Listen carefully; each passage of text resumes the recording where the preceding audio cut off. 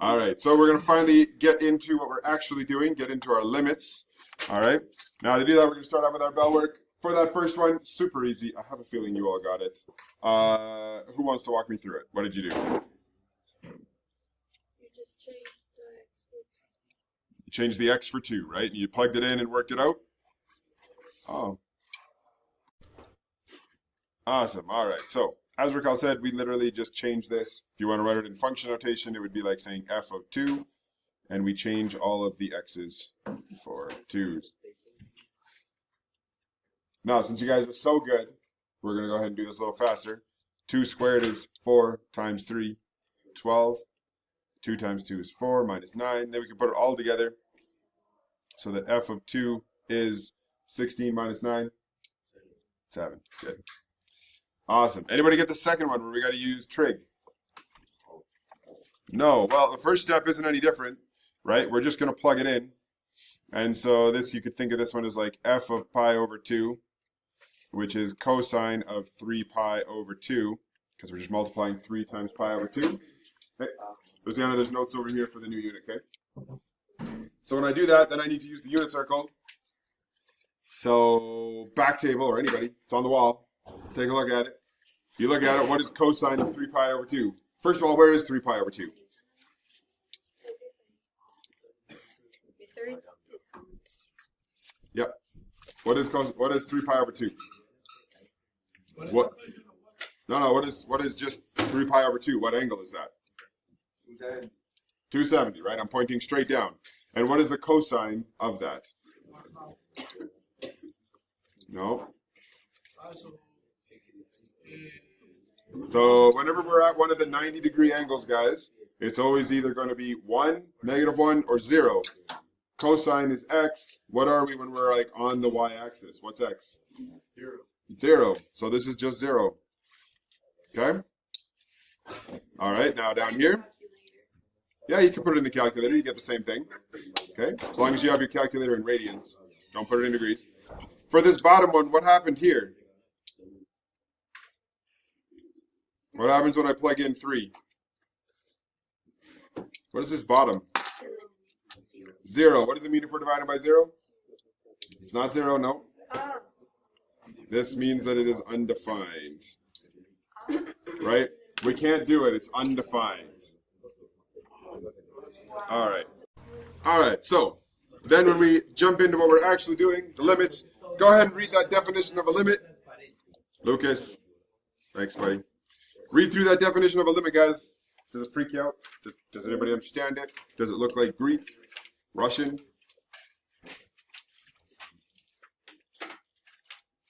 Does anybody recognize any of the symbols in there?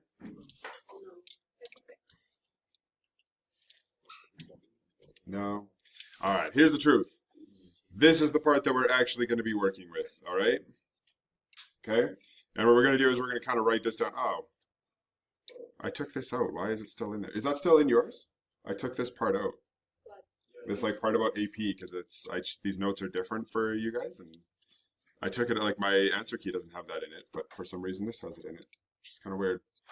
Anyway, the point is this is like a very formal definition, and even in AP they don't like look at this. Okay, what we do is we focus in on just what this thing here means, and so let's look at the verbal definition because it makes a lot more sense when we do that.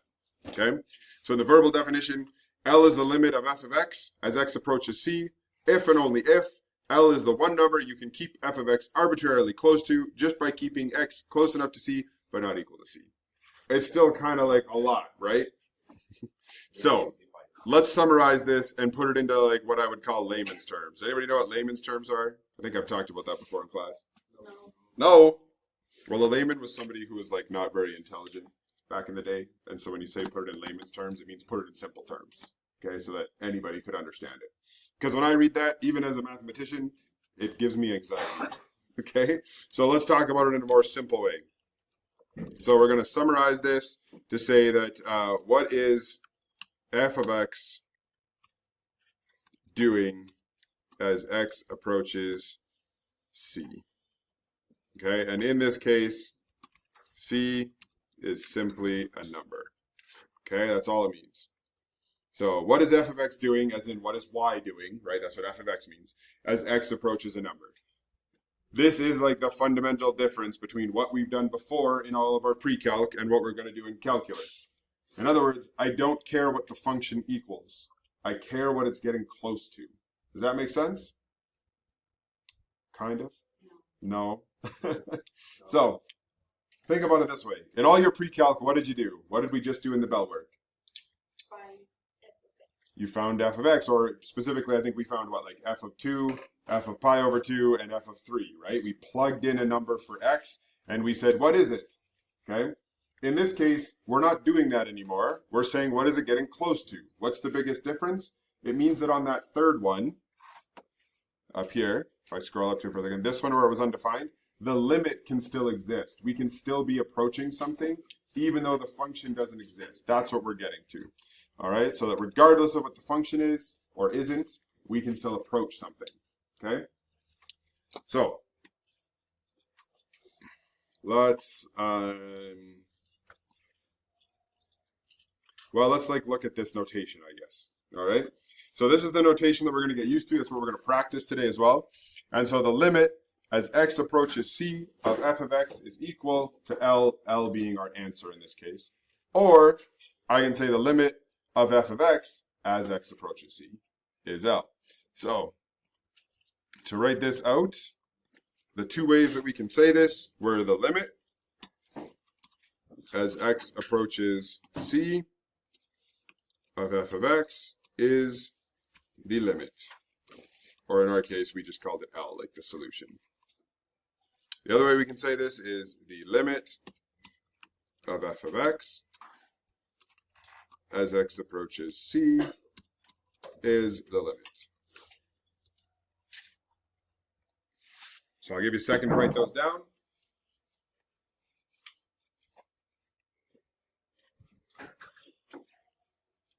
Then we'll put it into practice and see what this actually means.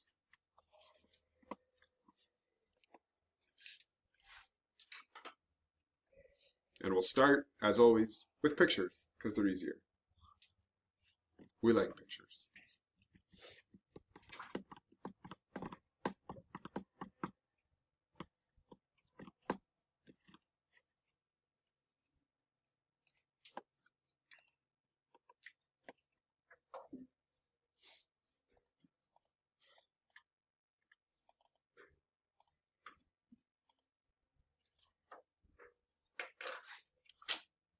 We got that down? We good? Yeah? All right. So let's actually put this into practice, and let's start with pictures, as I said, because it is always easier for us when we do so, right? Because we can look at it and actually see what's going on. Okay? Again, guys, I'm sorry. I really had deleted all this stuff about the AP, and I promise these notes are a little bit different than my AP exam stuff or my AP stuff. But I don't know. Apparently, this copy still has it in there. It could just be this lesson, because this lesson is very similar, but the other ones are all very, very different. Okay, so here we've got two different graphs, F and G. First of all, what kind of graphs are these? We have a fancy name for them when they look like this, and they're like a bunch of different functions. What do we call that? Anybody remember from pre-calc? We never saw that. I promise you did. No. Piecewise, No. right? Piecewise function. Never had heard that. You've never heard that in your life. Well, that's going to be difficult for you. All piecewise means, guys, is that essentially we've got a bunch of different functions, right? So like this function here, if x is less than -1, is simply going to be y equals x plus 2. That's the equation of this line. Then from -1 to 1, it's the equation y equals 2. Then here, it's a quadratic, right? So it's going to be x minus 1 squared. And then when we get bigger than 2, it's going to be the line y equals -1. That's all it means, is that there's a bunch of different functions, okay? Doesn't really matter if you know what they are right now. For now, we're just going to look at the graph to make it easy on us, okay? And this one over here is even easier. We've just got two separate functions, actually technically 3. So it's like y equals 1. And then when we get from -1 and bigger, then what we do is we're using the absolute value function. Okay, so it's like x minus 1 all absolute valued, minus 1. Okay? So let's take a look at what this actually means when we talk about the limits now. So determine if the limit exists, and if they do, let's find the limit. Now remember, this is where we're saying, like, what is it approaching, not necessarily what it equals. So on f of x, we want to approach negative 1. So I'm going to go to f of x, and I'm going to approach negative 1. Now if I approach negative 1 from the left-hand side, what value am I getting arbitrarily close to? 1. If I approach it from the right-hand side, what am I getting close to? What's this point here? 2, right? Because I'm talking about what y value am I getting close to. I am getting close to x equals negative 1, but we already kind of said that here by saying x is approaching negative 1. I want to know the y, right? That's why we say f of x.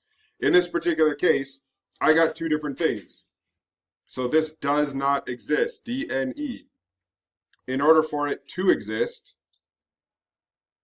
I need something to be true, and that is that the left side of it needs to be equal to the right side. If the two sides don't approach the same thing, there is no limit. Have you guys seen Mean Girls? Yeah, you know where she says like, oh, the limit doesn't exist, right? This is what she means. The two different sides are approaching two different numbers. Okay, so it means that we're not approaching anything. Okay, we're approaching two separate things. So this will probably make a little bit more sense as we keep going. Let's take a look at this one. What do you notice is different about number 2 here? There's like a little plus sign there, right? So it is positive 1, and then there's a plus sign as well. What this means, you can circle this part here, that means from the right side, or a right-sided limit. So what that means is we're only going to look at one side. If we're only looking from one side, guess what? It's going to exist, right? I can't really say it doesn't exist if I'm only approaching from one side, because obviously you have to approach something from that one side. So let's take a look at it. As we approach 1, here's 1. What would be the left side? Would it be this line up here? Sorry, the right side. Or would it be this quadratic? Which part would be to the right of 1? This part or this part? Who thinks it's this line up here? Hands up. Who thinks it's this line? All right, good. The rest of you failed because you didn't actually tell me. You got to have an opinion, man. It is this one, right? This would be the right of 1. So then what I'm going to do is I'm going to follow that one or trace it towards 1. As I do that, what am I approaching? What y value am I approaching there? 0. So the answer to this is simply 0. It approached 0 from the right-hand side. Yeah. Then here, I'm going to do it on g of x this time, but we're approaching negative 1. Let's take a look. So, first thing you notice here is that the function doesn't exist, right? It's up here. It doesn't exist down here.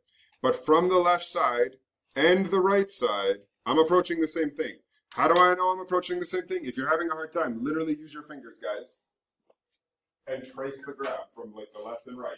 If your fingers meet, then wherever they meet, that's the value. That's the limit. So here we traced it and we got to what? 1. So even though the function isn't 1, the limit is 1. Okay? So that's where I was talking about we're going to have like a fundamental difference between what we did previously and what we're doing now. Even though the function was 2, the limit is 1. Okay? All right, next one is g of x as we approach 1. So here's 1. From the left-hand side, what am I approaching? From the right-hand side? So if they're both the same, that means that that's just the limit. So we're just approaching negative 1. Now, this is where we're going to do a little bit of like foreshadowing. If I look at 5 here, and I'm approaching the limit as x approaches negative 1 from the left of f of x and g of x, what do you think that we might have to do with that? Take some guesses. I'm literally just going to add them both. You're both right. I'm literally just going to find the limit of f of x, then find the limit of g of x, and then add them together. That's it. Okay? It's not rocket science. That's all we're going to do. So let's go look at f of x first. Negative 1 from the left. What did I approach here? We already did it. From the left, I trace it up. Shouldn't we approach it from the right? In this case, it said from the left, right? See how there's this little negative? And the negative means from the left. So this one's a left side, left-handed limit. or left-sided limit, whichever. Okay. All right, so as we approach -1 from the left of f of x, we got that it was +1, sorry, right? And for g of x now, let's go find g of x. From g of x, as I approached it from the left, what did I approach? 1 as well. And so the most simple math problem that we've done, 1 plus 1, it's just 2.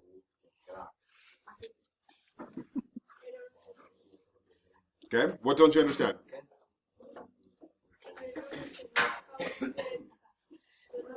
How I got the ones? Anyway. Okay, so what I'm doing is this one is I'm only approaching it from the left, and I'm approaching -1. So if I go look at g of x up here, here's -1. So what I do is I go to the left-hand side. But you need to approach it through the line. Yes, exactly, through the graph. So then I approach that point -1 while tracing the graph, and I'm approaching +1 in y. Right, I'm looking for the y value. But how do you know when to start? Here? Well, I mean, I could start here. The key is to start close. Because when it says like approach -1, it doesn't mean go to like -1,000,000 and then approach it, right? It's saying like as you're getting close to -1, so just go a little bit smaller, like -1.5. Just go a little bit to the left and trace a line. You can go further, but sometimes it's confusing. So, Like if we imagine this one here, so for example, how would it be 2? on this one, so if I'm approaching 2, I would just go to like a little bit less than 2, and I would approach 2. No. But if the answer was like 2. If the answer was 2, well, right here, it can't be. On g of x, it can never be 2, because if we look, our function never approaches 2, because here's the line y equals 2. So there would have to be another. Yeah, like here it could, and we're going to do one where you'll see it does Is there approach I 2. don't understand the number 2. Why is it 0? Because 0 is not a Number 2, because we approached 1 from the right-hand side. So we only approached 1 from the right side, and we approached y equals 0. Okay? Let's do a few more, and I think it'll start to click. So this one, obviously if there's subtraction, when we added, what do you think we do for subtraction? We just subtract them. What do you think we do with that 2 and 3 coefficient? We just multiply them. None of this is rocket science, all right? We're literally just going to do exactly what it says. So in this case here, we're going to take the limit as x approaches 0 of f of x. So if it helps you, you can think of this as like literally being the limit as x approaches 0 of 2 times f of x minus the limit as x approaches 0 of 3 times g of x. All right, and you can think of them as completely separate if it helps you. Okay, you don't have to write this step, but if it helps your brain, then go ahead and do it. So let's go find that f of x one as we approach 0. So up here, maybe I'll switch colors too so we can see it. So as I approach 0, x equals 0, I'm going to approach it from the left, one sec, and the right. In both cases, what am I approaching? 2, right? I'm approaching 2. I am approaching 0, but remember guys, we're not talking about x, we're talking about y. The x is simply what we are approaching, like it tells us where to look. The y is what we care about. It's like our solution, okay? So, in this case, this was going to be 2, and our solution was 2. So it's going to be 2 times 2, all right? Maxwell, what was your question, man? Is there a problem that we're gonna have the access for a limit and there's no function? Very rarely, but I think I do have one example to show you what it looks like in tomorrow's lesson, okay? But why 2? We're just talking about. Well, so the 2 is here. This is that coefficient, and we just talked about that. Just means multiply the answer by 2. And the limit of f of x as we approach 0 right here. From the left side, we traced it and got to 2. From the right side, we traced it and got to 2. So in both cases, we got 2. Because y is 2. Right? Y is 2. Okay? So now let's do this one over here, g of x. As I approach x equals 0, what is y doing? Well, from the left, it approaches 0. From the right, if I trace it, it approaches 0. Since they both approached 0, what is the limit? 0.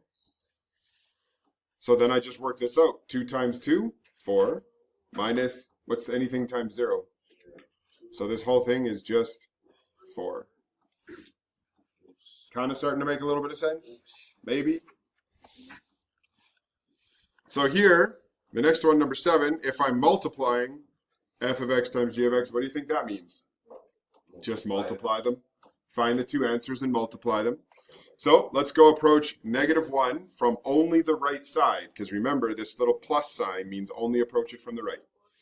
So let's go find f of x. Sorry, I forgot what we were approaching. -1? Yeah. So we already did this one. As we approach -1, what are we approaching here? What is y approaching, guys? 2, right? Y is 2 here. It's always 2, so it's just approaching 2. So we're going to get 2. And then we need to find g of x. So for g of x, as we approach -1 from the right-handed side, what y value am I approaching here? Me, sir. I have a Yep. question. I didn't understand the first part of that one. So, guys, all it is look for your x, right? It tells us x is -1. Go to -1. Then we're approaching it from the right. Go to the right-hand side of 1, or -1, sorry. Follow the function. So the function is up here on the right-hand side. So I have to trace this. As I trace it towards x equals -1, my y value is 2. Yeah, I understand. Now over here, it's the same. Go to -1. Go a little bit to the right, because we're approaching from the right side. Trace the actual function. You can't just trace like somewhere randomly. And if I trace along the function until I get to -1, what is x, or what is y approaching? 1. And so in this particular case, what's 2 times 1? 2. So our answer is just 2. Okay? Over here, if I'm doing the same thing, right, f of x times g of x, I'm just going to multiply them. But this time I'm approaching 2. So let's just keep switching up our colors. So over here, as I approach 2, what is 2 from the left-hand side here approaching? 1. And what is y approaching from the right-hand side? -1. Are those two things the same? So if they're not the same, what is the limit? Yeah, it does not exist. So I'm going to get does not exist times something. If it doesn't exist, it doesn't matter what it is. It just does not exist. What? I didn't understand that. Okay, yeah, those functions. Okay. For this one, for f of x, did the left side and right side equal the same thing? On the left, I approached 1. On the right, I approached -1. Right? Those aren't equal. So we can say that the left side does not equal the right side. Therefore, there is no limit. Right? The limit doesn't exist. So even though this one does exist, like if I look over here on g of x, they're both approaching 0. It doesn't matter. If one of them doesn't exist, it doesn't exist. Period. Okay? All right. We haven't done this yet, but if we're dividing, what do you think that means? We just divide them. We're going to get the two solutions and divide them. So let's take a look here. If we have, let's figure them both out separately. If we approach 0 for f of x, we've already done this one. As I approach 0, what is the thing I'm approaching? 2. And we've already done this one for g of x as well. If I approach 0 for g of x, what am I approaching? Right here. The y value is 0. What's the problem there? Yeah, I can't divide by 0, so this one here is not going to exist because it is undefined. I cannot divide by 0. That makes it undefined. I don't. D and E. You don't like my D? Is that what you're telling me? The D doesn't make sense to you? I don't know. Is that better? I think it still looks like a 0. Or an O. Anyway, it's D and E. Does not exist. Okay? All right, we got one left. I haven't done red yet. So this is a composition of functions. Now, guys, this one, before we even look at it, we're going to rewrite it. Because with composition of functions, it's quite a bit different. So what this literally means here is we're going to take g of the limit as x approaches 2 from the right of f of x. So we're not taking the limit of both. We're taking the limit of one, and then we're actually solving the function. So back to like that pre-calc, okay? So let's start by finding the limit. So the limit as x approaches 2 only from the right-handed side. So the limit as x approaches 2, only from the right-handed side, so we go a little bit to the right, we trace it along. What am I getting to? -1. Why are we using the bottom one and not the top? Because it's approaching it from the right, because of that little plus sign there. Ah, okay, okay. Okay, now the limit's gone. We're no longer using the limit, so we're finding g of -1. So, like I said, remember, this is not a limit anymore. It's just literally finding g of -1. Let's go look. At g of -1, we already did the limit. We know the limit's 1, but what's the function? What is the actual function at -1? That's the limit. The limit, it actually isn't 1, because see how the open hole there? So where is the function? Wait, It's what's at the 2. difference between the open hole and the closed? So the filled in hole means that it equals that. The open hole means it doesn't exist there.